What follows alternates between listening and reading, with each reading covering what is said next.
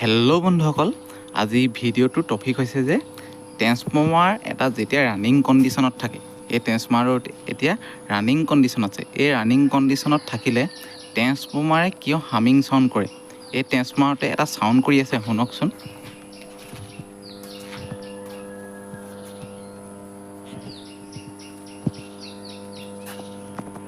শুনিলেনে? এই ট্ৰেন্সফৰ্মাৰতে এটা চাউণ্ড কৰি আছে। এই চাউণ্ডটো কি কাৰণে কৰে বাৰু? ইয়াৰ মেইন কাৰণ হৈছে এই চাউণ্ডটো কৰা। এই চাউণ্ডটো আমি হামিং চাউণ্ড বুলি কোৱা হয়। এই হামিং চাউণ্ডটো কৰাৰ মূল কাৰণ হৈছে যেতিয়া ট্ৰেন্সফৰ্মাৰৰ ভিতৰত থকা ক'ৰবিলাক ইনচুলেটেড কৰা হয়, তেতিয়া কি হয়, সেই ইনচুলেটেড কৰোঁতে কিছুমান এয়াৰ গেপ ৰৈ যায়, আৰু সেই এয়াৰ গেপৰ কাৰণেই ট্ৰেন্সফৰ্মাৰটো যেতিয়া ৰানিং কণ্ডিশ্যনত থাকে অলপ ভাইব্ৰেট সৃষ্টি কৰে। সেই ভাইব্ৰেশ্যনৰ কাৰণেই ট্ৰেন্সফৰ্মাৰত এই হামিং চাউণ্ডটো উৎপন্ন হয়।